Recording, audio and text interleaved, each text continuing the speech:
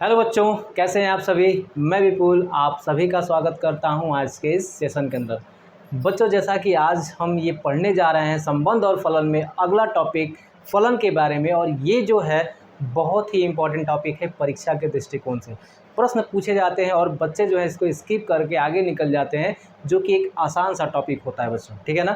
तो आइए आज स्टार्ट करते हैं अपने बहुत ही बेहतरीन सिलेबस को, और यहाँ पे जो इस टॉपिक को पढ़ते हुए आपको बहुत मज़ा आएगा और सारी चीज़ें अच्छे समझ में आएंगी। क्योंकि संबंध और फलन में जो 1.1 का चैप्टर है उसको पढ़ने से पहले कुछ बेसिक बातें हैं उनको देख लेंगे, उसके बाद जो है हम 1.2 पर आएंगे बच्चों, ठीक है ना। चलिए वीडियो को सभी लोग लाइक कर दीजिएगा, जो चैनल पे नए होंगे चैनल को सब्सक्राइब करके शेयर कर दीजिएगा बच्चों, ठीक है ना। आइए स्टार्ट करते हैं आज का टॉपिक संबंध और फलन, ठीक है बच्चों। तो इससे पहले हमने जो संबंध रिलेशन का सारा चीज़ पढ़ा है 1.1 में, तो आज जो है हम फलन के बारे में पढ़ेंगे बच्चों, ठीक है ना। फलन यानी कि फंक्शन, ठीक है बच्चों, ध्यान दीजिएगा। फलन यानी कि फंक्शन के बारे में जब बच्चों हम पढ़ेंगे तो यहाँ पे जो है जिस प्रकार से आपने कक्षा 11वीं में समुच्चय में पढ़ा होगा, अगर आपने समुच्चय को थोड़ा सा अच्छे से पढ़ा है, ये टॉपिक बहुत ही मज़ा आने वाला है, आपको बहुत ही आनंद आएगा इसमें, ठीक है बाबू। नहीं भी पढ़ा है तो कोई बात नहीं है, आइए देखते हैं। यहाँ पे सबसे पहले जो है बच्चों हम यहाँ पे जो है फलनों के लिए इस प्रकार से ले लेंगे, जिस प्रकार से हमने क्या किया था बच्चों, समुच्चय के रूप में ले रखा था बच्चों, ठीक है ना। और मान के चलेंगे ये x है और ये y है, बात समझ आई। x और y यानी x का जो कह सकते हैं कि फलन है बेटा, यहाँ पे इसमें हम यहाँ पे संबंध दिखाते हैं, रिलेशन दिखाते हैं। बच्चा ज़रा एक बात बताइए, अगर मैं मान लूँ ये 1 है, 2 है और ये 3 है, और यहाँ पे मैं 4 भी ले सकता हूँ, कोई दिक्कत नहीं है। यहाँ पे मैं A B C और D लेते रहूँ, ठीक है बच्चों, कोई दिक्कत नहीं है। तो आप देखोगे यहाँ पे सबसे महत्वपूर्ण बात आपको क्या जाननी है, यहाँ पे जो फलन आपको दिख रहा है x और यहाँ जो फलन आपको दिख रहा है y, तो इन दोनों में आपको बहुत ही बारीक अंतर देखना पड़ेगा, बहुत ही महत्वपूर्ण चीज़ों के बारे में समझना पड़ेगा कि क्योंकि आप जब समुच्चय पढ़ रहे थे वहाँ की कंडीशन और यहाँ की कंडीशन दोनों थोड़ा सा डिफरेंट होने वाले हैं बच्चों, ठीक है ना। तो ज़रा ध्यान दीजिएगा जब हम फलन पढ़ रहे होंगे बाबू, तो ठीक है ना। तो सबसे पहला चीज़ क्या होगा आपका कि चूँकि जो x के अवयव हैं बच्चों, x के अवयवों का प्रतिबिंब y में केवल और केवल एक ही बन सकता है, उसके अलावा कुछ भी नहीं बनेगा। जैसे कि मैं आपको यहाँ पे लिख दूँ कि x के अवयव का y में केवल और केवल, ठीक है बाबू, केवल और केवल एक ही प्रतिबिंब बनेगा बाबू, ठीक है ना। एक ही प्रतिबिंब बनेगा, ठीक है बच्चों।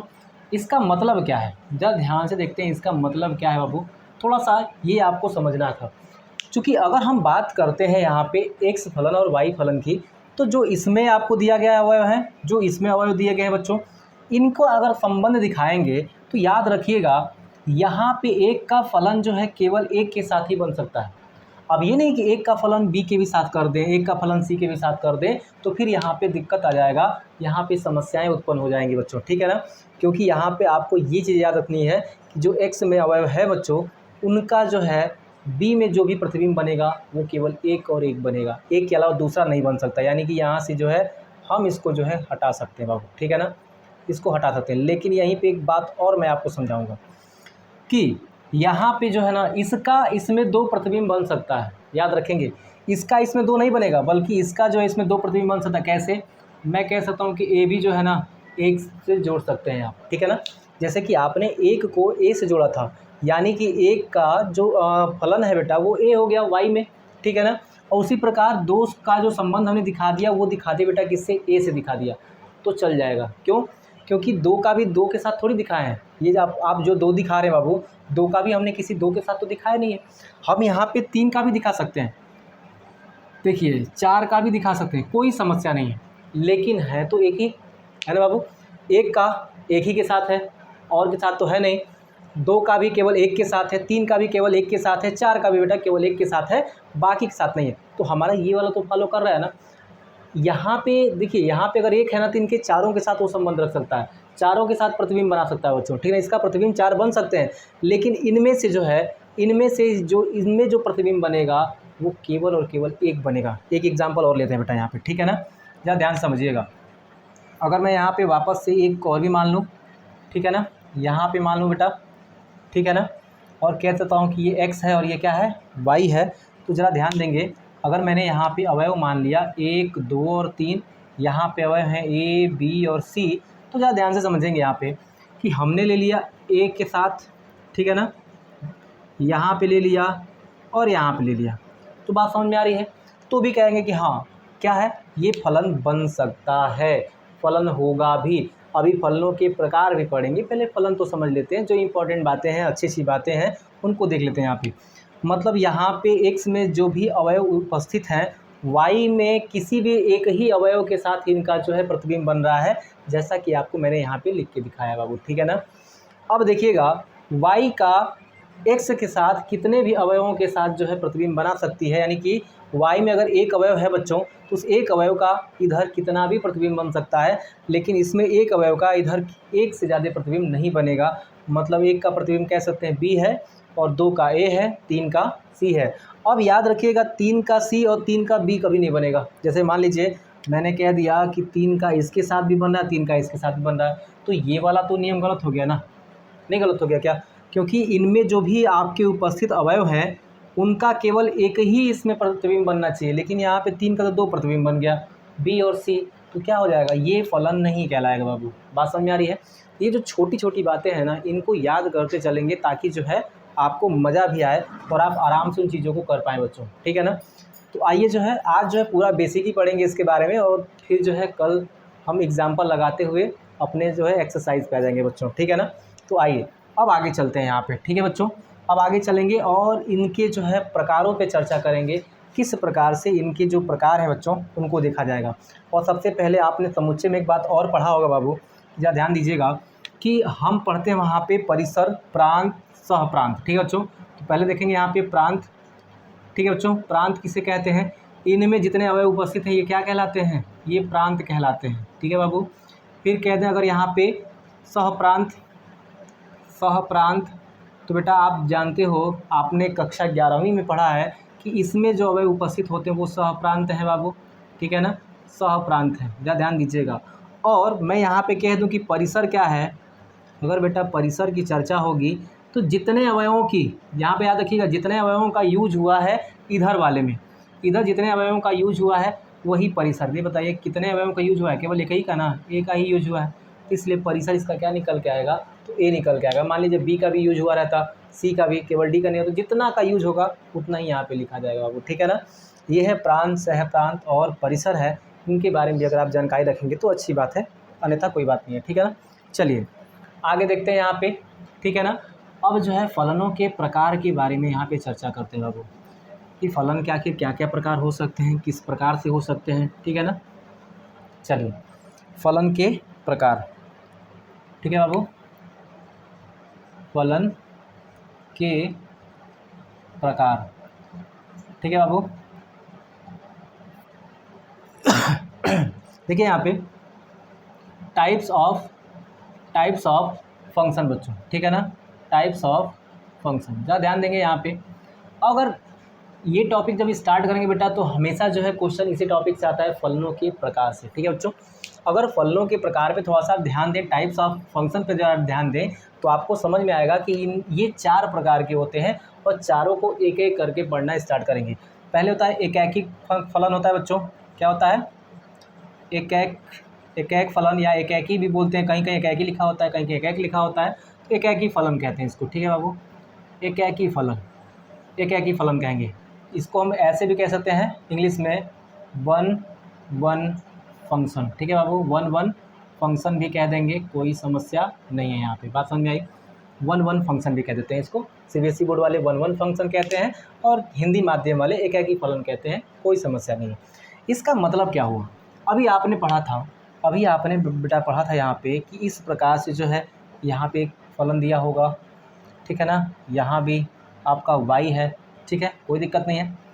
और आप सभी को पता था कि इसमें अवयव उपस्थित हैं, और मान के चलता हूँ इसमें जो अवयव है 1, 2, 3, 4 यहाँ जो अवयव है A, B, C और D। और याद रखिएगा वन वन फंक्शन का मतलब ये हुआ, या एकेकी फलन का मतलब ये हुआ, इसमें का जो एक है वो इसमें के एक के साथ जो है संबंध बना के रखा है। ठीक है बच्चों, जैसे कि मैं कहूँ एक का संबंध इसके साथ, इसका प्रतिबिंब ये बन रहा है और इसका प्रतिबिंब बेटा यहाँ बन गया। तो आपको क्या लगेगा कि क्या सामने सामने ही प्रतिबिंब बनने चाहिए क्या? नहीं, कहने का तात्पर्य है कि इनमें जितने भी अवयव उपस्थित हैं उनका एक ही प्रतिबिंब बनना चाहिए, बनता ही है।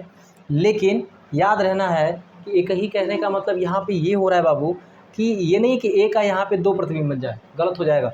अगर ए का इसके साथ रिलेट कर देंगे, जैसे मान लीजिए मैंने कह दिया यहाँ पे ये इसके साथ है, फिर आप एक ही प्रतिबिंब एक ही फलन नहीं कहेंगे, क्योंकि यहाँ पे इस अवयव का दो प्रतिबिंब बन गया ना, इस अवयव का दो प्रतिबिंब बन गया, तो फिर वो एक ही फलन नहीं कहलाएगा बाबू। ठीक है ना, तो एक ही बना, इधर जितने भी हैं बाबू इनका इधर प्रतिबिंब जो है बाबू, इनमें वाई में जितने भी उपस्थित हैं इनका जो है इसके साथ एक ही प्रतिबिंब बनना चाहिए, और इनका भी इसके साथ जो बेटा एक ही प्रतिबिंब बनना चाहिए, इसलिए कहते हैं वन वन फंक्शन कहते हैं। इधर से भी अगर आप देखेंगे तो इनका एक ही प्रतिबिंब, और यहाँ से इनमें भी अवयव देखेंगे तो एक ही प्रतिबिंब बनना चाहिए। जैसे कि मान लीजिए एक और एग्जाम्पल्स मैं आपको समझाने का प्रयत्न करता हूँ बाबू। ठीक है ना, जैसे कि मान लीजिए यहाँ पे है और एक यहाँ पे है बाबू। ठीक है ना, ज़रा ध्यान दीजिएगा, अगर मैं इसको x कहूँ इसको y कहूँ तो कोई समस्या नहीं आएगी। फिर सुनिए, इसी प्रकार का मैं एक ले लेता हूँ, 1 2 3 4 A B C and D। मैं कहूँ कि इसका इसके साथ है, इसका इसके साथ है, इसका जो है इसके साथ है, और ये इसका प्रतिबिंब बन रहा है। क्या ये एक एक ही फलन है कि नहीं? तो आप कहेंगे हाँ ये भी एक ही फलन है। क्यों? क्योंकि इनमें से जितने अवयव हैं इनमें से प्रत्येक अवयवों के साथ केवल एक ही बार क्या हो रहा है, एक ही प्रतिबिंब बन रहा है, और यहाँ भी जो अवयव हैं उनका भी इधर क्या हो रहा है, एक ही प्रतिबिंब बन रहा है। तो ऐसे आप जो है याद रखने के लिए देख सकते हैं कि ये जो है एक या वन वन फंक्शन कहलाएंगे। बात समझ में आई? ये कहलाएंगे बेटा वन वन फंक्शन, याद रहेगा ना? कोई दिक्कत है यहाँ तक? यहाँ पे कोई दिक्कत नहीं है? तो आप कह सकते हैं ना कि अगर आपसे पूछे कि एक ही फलन क्या है, तो आप कहेंगे ऐसा फलन जिनमें सभी अवयवों का अद्वितीय प्रतिबिंब बने। अद्वितीय का मतलब ये होता है केवल एक फलन, एक प्रतिबिंब बने। ठीक है ना, तो आप इसकी परिभाषा भी लिख सकते हैं, परिभाषा भी, अगर आप इसकी परिभाषा या डेफिनेशन देना चाहेंगे तो उसको कह सकते हैं कि एक ही फलन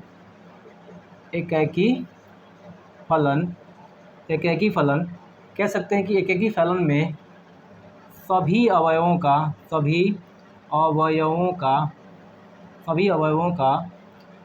एक ही प्रतिबिंब बनता है, या फिर कह सकते हैं अद्वितीय प्रतिबिंब, है ना, अद्वितीय प्रतिबिंब बनता है, प्रतिबिंब बनता है बच्चों। ठीक है ना, बनता है, उसे हम कहते हैं एक ही फलन बच्चों। ठीक है ना, ये इसकी परिभाषा भी हो जाएगी, आराम से इसको देख भी सकते हैं। आइए जो है अगला वाला देखते हैं बच्चों, बहुएकी फलन बच्चों। ठीक है ना, बहुएकी फलन, इसका आप लोग एक बार स्क्रीनशॉट ले लेंगे बेटा। ठीक ना,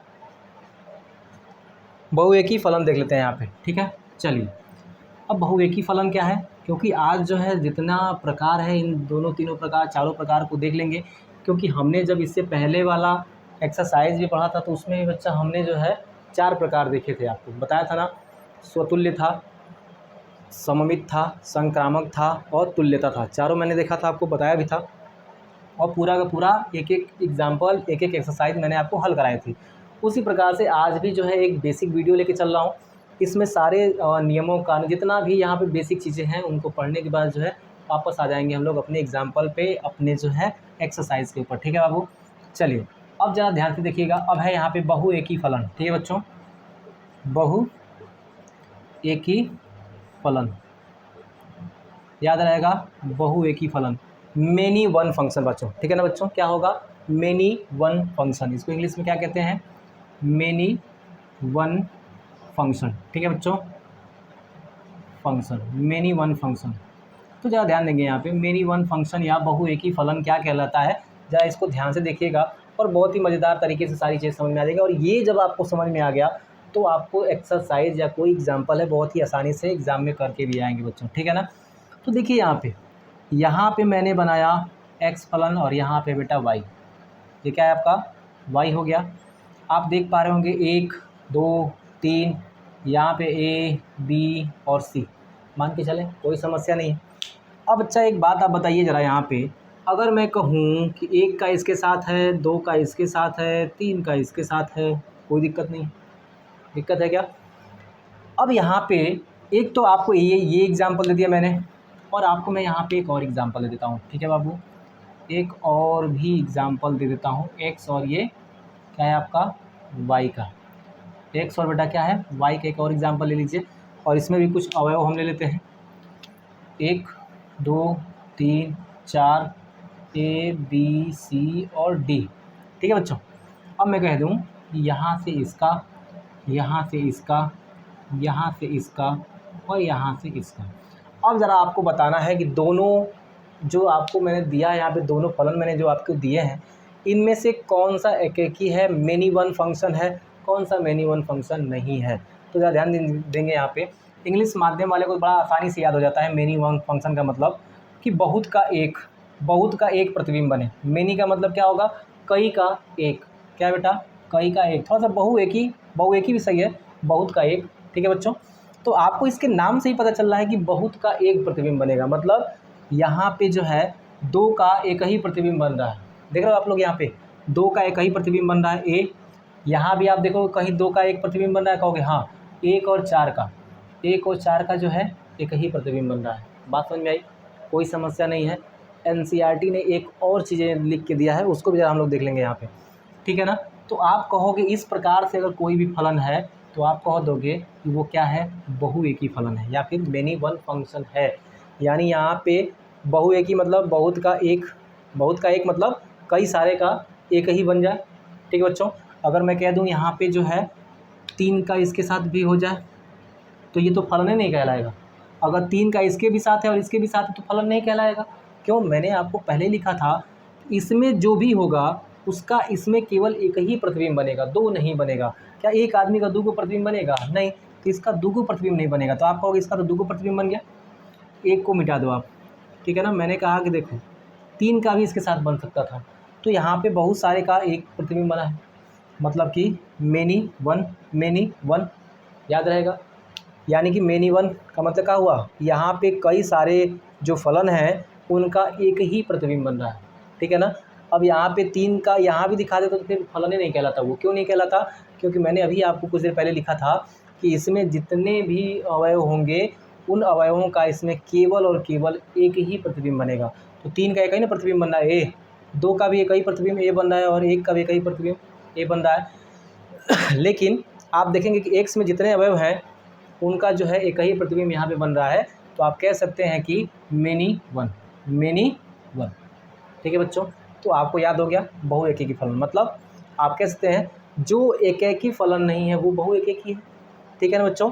इसकी परिभाषा हो जाएगी बहुत आसान तरह से, तो आप यहाँ पे समझ सकते हैं। यहाँ पे देखेंगे 1 और 4 का एक ही है यहाँ पे, मतलब 2 का एक प्रतिबिंब बना है, मतलब 2 का मतलब बहु भी कह सकते हैं, एक से अधिक होता है तो बहु कहते हैं, बहु का मतलब मेनी कहते हैं, ठीक है बच्चों? तो मेनी वन, बात समझ में आई? यहाँ पे आपको समझ में आ चुका होगा कि बहुएकी फलन क्या है। लेकिन एनसीईआरटी ने आपको थोड़ा सा आगाह भी किया है बाबू, ठीक है ना? आगाह क्या किया है ज़रा ध्यान दीजिएगा। आपकी एनसीईआरटी बेटा कहती है कि मान लेता हूँ, अगर मान लिया जाए कि बेटा ये क्या है, ये x है और ये बेटा क्या है y है, और जो इसमें है ना फलन वो मान लेता हूँ x1 और ये क्या है x2 है, और यहाँ पे मैं मान लेता हूँ a है। और आप कहना चाहते हैं बाबू कि ये इसका भी फलन है, इसका भी फलन, यानी इसका भी प्रतिबिंब है और इसका भी प्रतिबिंब है, x1 का प्रतिबिंब है और x2 का प्रतिबिंब है। यानी कहने का मतलब यहाँ पे ये हुआ कि f(x1) बराबर f(x2) हो गया। मतलब यहाँ पे दोनों फलन क्या है, a जो है इन दोनों फलनों का ही क्या है, प्रतिबिंब है। तो हम f1 और f(x1) और f(x2) बराबर कर सकते हैं।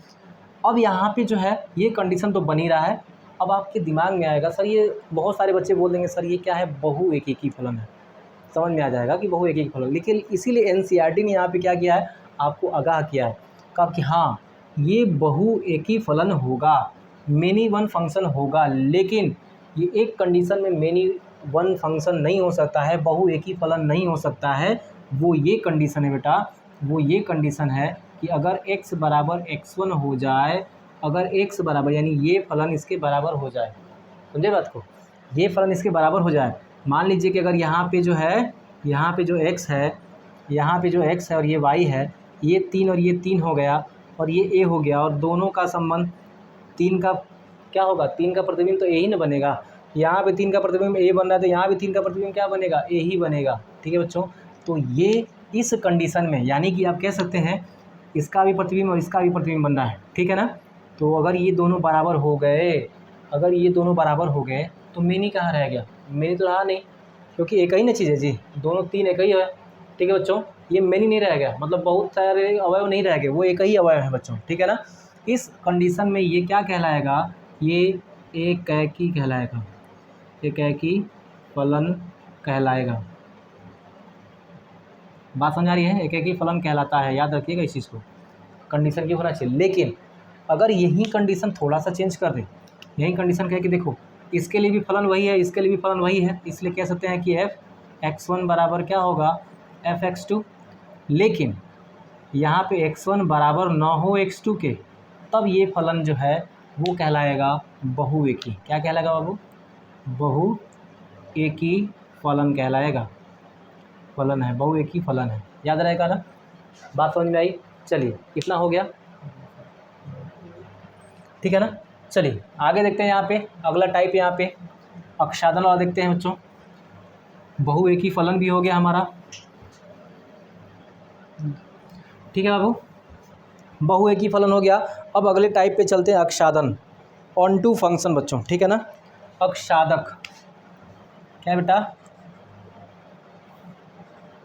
अक्षादक, अक्षादक फलन, अक्षादक फलन क्या कहते हैं, 1 2। ठीक है बाबू, 1 2 फंक्शन कहेंगे, यहाँ पे 1 2 फंक्शन कहेंगे बाबू, कोई समस्या नहीं है।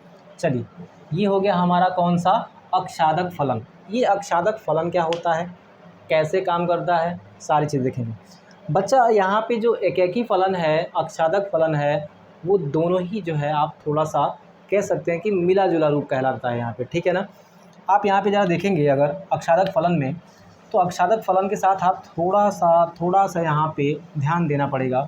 x है बेटा, ये x है, और इधर मैं फलन क्या ले लूँ, y ले लेता हूँ। इधर मैं कहता हूँ, इधर मैं कह के चलता हूँ बेटा, ये क्या है, 1 है, 2 है, 3 है, 4 है, A B C और D। अक्षादक फलन ये कहता है, अक्षादक फलन ये कहता है इधर का सारा अवयव जो है खाली नहीं रहना चाहिए। खाली न रहने के कारण क्या है, इनके साथ संबंधित होना चाहिए। ठीक है बाबू, इनके साथ जो है संबंधित होना चाहिए। जैसे कि मान लेता हूँ, एक का इसके साथ संबंध है, इसका इसके साथ है, ठीक है ना बाबू, इसका इसके साथ है और इसका इसके साथ है। देख रहे हो आप लोग, यानी कि यहाँ पे जो फलन है, यहाँ पे एक भी फलन खाली नहीं है, और एक भी फलन खाली नहीं है, इसका मतलब बहुत सीधी सी बात है बेटा, वो क्या है, अक्षादक फलन है। और जो अक्षादक फलन होता है उसे हम कह सकते हैं कि वो एकैकी फलन भी है, एकैकी फलन भी है बाबू यहाँ पे। ठीक है ना, यानी कि आप देखेंगे इधर का कोई भी अवयव जो है बच्चा खाली नहीं है। ठीक है ना, यहाँ का कोई भी अवयव जो है बेटा खाली नहीं है, तो ये जो है कह सकते हैं कि अक्षादक फलन है बच्चा। ठीक है ना, अब यहाँ पे कह सकते हैं क्यों सर अक्षादक फलन ही कहा हमने, क्यों नहीं इसको एकैकी फलन ही कह दिया, एकैकी फलन के अंतर्गत ही ले लिया। क्योंकि मैं कहूँगा बच्चा रुको ज़रा, यहाँ पे ना कुछ और भी कंडीशन आएंगी, जब आप क्वेश्चन आपको पढ़ाएंगे तो उसके आधार पे आपको समझाते चलेंगे। ठीक है ना, तो सीधे सीधे जो है आप यहाँ पे याद रखिएगा, यहाँ का y का एक भी अवयव आपको खाली नहीं बचना चाहिए। अगर यहाँ का एक भी अवयव खाली नहीं है तो आप कह सकते हैं कि वो क्या है, अक्षादक फलन है बाबू। ठीक है ना, कौन सा फलन है, अक्षादक फलन है। चलिए अब थोड़ा सा हम आगे की तरफ भी देखते हैं यहाँ पे। ठीक है ना, ठीक है बाबू, अगला है अंतरक्षेपी। ठीक है बच्चों, अंतरक्षेपी फलन है ना, क्या हो गया आपका, अंतरक्षेपी। ठीक है बेटा, अंतरक्षेपी फलन, अंतरक्षेपी फलन मतलब इनटू फंक्शन, इनटू फंक्शन। ठीक है बच्चों, अंतरक्षेपी फलन मतलब क्या होता है बेटा, इनटू फंक्शन। इनटू फंक्शन में क्या होता है, जरा ध्यान देंगे यहाँ पे, इनटू फंक्शन का मतलब ये होता है बच्चों, इनटू फंक्शन का ये x हो गया, ठीक है बाबू, ये x हो गया, और ये क्या हो गया, ये जो है आपका y हो गया। आप कह सकते हैं कि एक्स वाले में कितने फलन है। मान लेता हूँ यहाँ पे 1 2 3, यहाँ पे मान लेता हूँ ए बी और सी है बच्चा, ए बी और सी है। एक बात ज़रा बताइए, मान लेता हूँ कि इसका संबंध इसके साथ है, इसका भी संबंध इसके साथ है, इसका संबंध इसके साथ है, इधर एक तो खाली बच गया। क्या हो गया, एक खाली बच गया। तो इस कंडीशन में जब क्या होता है, यहाँ का मतलब कह सकते हैं वाई फलन का अगर कोई भी अवयव खाली बच गया, कोई भी अवयव या कई सारे अवयव खाली बच जाते हैं बच्चों, जिनका इनमें से किसी का वो प्रतिबिंब नहीं है, तो हम कह सकते हैं ये क्या है, अंतःक्षेपी फलन कहलाता है। कौन सा फलन कहलाता है बच्चों, अंतःक्षेपी फलन कहलाता है। और इसे आप बहुएककी फलन भी कह सकते हैं, क्योंकि देखिए यहाँ पे 2 के साथ संबंध है, यहाँ पे बहुएककी फलन भी हो सकता है। लेकिन आप यहाँ पे देखेंगे ये यहाँ पे खाली बच गया, अगर ये खाली नहीं बचता, अगर ये खाली नहीं बचता लालू, तो क्या कहते हैं आप कहते सीधे सीधे कहते ये क्या है, अगर ये भी खाली नहीं बचता, इसका भी किसी के साथ संबंध होता, ठीक है ना। तो हम कह देते यहाँ पे कि बच्चों यहाँ पे जो है ये, यहाँ पे जो है बेटा ये क्या है, ये एक कह सकते हैं अंतःक्षेपी फलन है बच्चों, ठीक है ना, अंतःक्षेपी फलन है, याद रहेगा। तो बच्चों यहाँ पे फलन क्या होते हैं वो मैंने आपको बताया, फलन के कितने प्रकार हैं वो भी मैंने आपको बताया। अगर आपको वीडियो पसंद आया हो तो वीडियो को लाइक कर दीजिएगा, शेयर कर दीजिएगा। आज के लिए इतना ही, जय हिंद।